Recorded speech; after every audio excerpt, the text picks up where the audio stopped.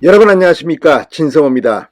지금 이태원 참사와 관련된 논란, 그리고 윤석열 대통령의 해외 순방 외교, 굉장히 큰 뉴스들이 진행되고 있지만 더불어민주당 내부에서는 이재명 대표의 사법 리스크가 가장 큰 이슈인 것 같긴 합니다.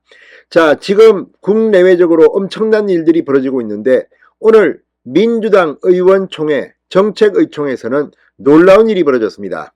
박찬대 최고위원이 대장동 Q&A, 그러니까 대장동에 대한 이 사전 교육을 한 모양입니다.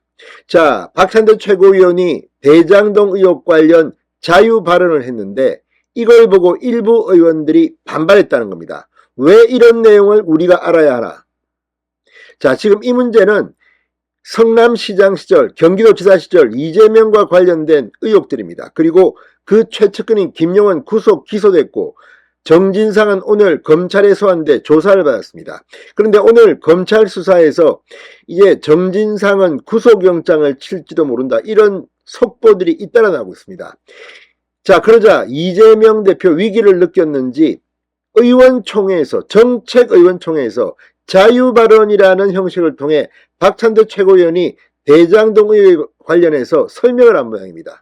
아마도 뭐 이런 수사는 이게 정답이고 이거는 사실이 아니고, 그런데 문제는 정책의총에서 왜 대장동 Q&A가 나옵니까? 자, 지금 이재명 대표의 위신은 지금 꼬꾸라지기 시작했습니다.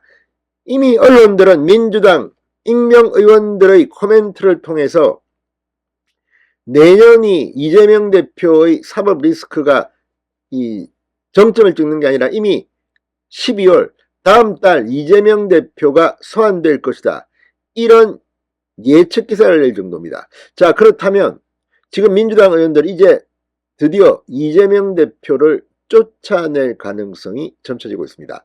진성호의 융단 폭격 시작합니다. 더불어민주당을 융단 폭격합니다. 방송에 앞서 아직 진성호 방송에 구독자가 아니신 분은 붉은색 구독 버튼 눌러주십시오. 더 좋은 방송으로 보답하겠습니다. 자, 매일경제가 방금 전 아주 재미있는 기사를 보도했습니다. 이 민주당의 대장동 방탄교육에 왜 이런 걸 알아야 하나, 의원들이 버럭했다는 겁니다. 자, 민주당 의원총회에 참석했던 복수의 의원들은 매일경제와의 통화에서 한 의원이 이 박찬대 최고위원의 설명이 끝난 후 이런 내용을 왜 우리가 알아야 하나 큰 소리로 불만을 표시했다고 합니다. 일부 의원들도 그의 의견에 동의하는 분위기였다고도 덧붙였습니다. 자, 이제 이재명 대표 위신이 추락하고 있습니다. 이재명 대표는 다음 총선에 공천권을 진 당대표입니다.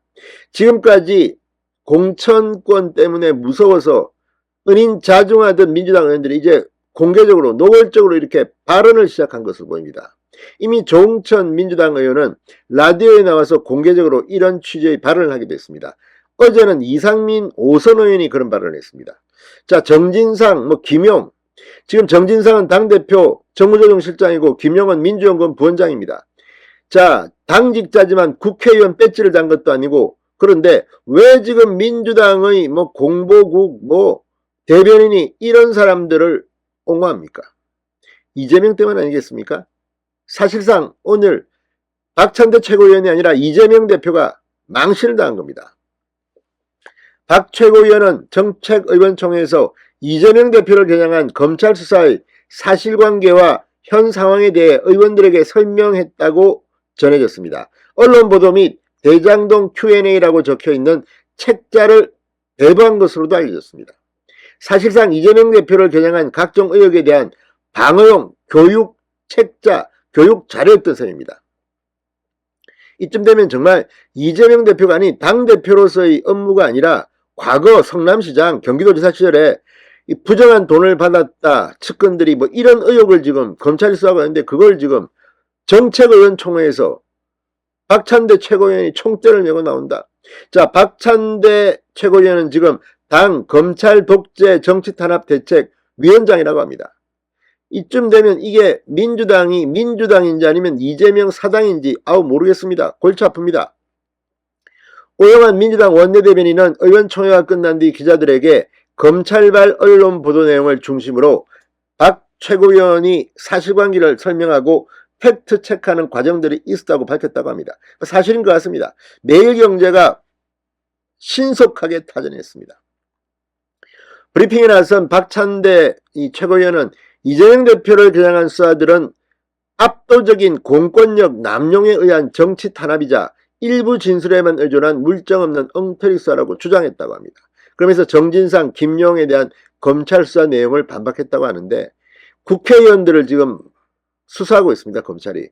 일부는 현역 국회의원이 불려하기도 했습니다. 뭐 산업부 블랙리스트입니까? 뭐 이런 것 때문에. 그런데 그런 경우는 민주당이 방어할 필요가 있을지도 모르겠습니다. 그러나 이거는 부패 혐의에 관한 겁니다. 그리고 이재명이 성남시장 경기도지사 때인데 이런 사람을 또 당직을 준 이재명 대표도 웃기는 사람입니다.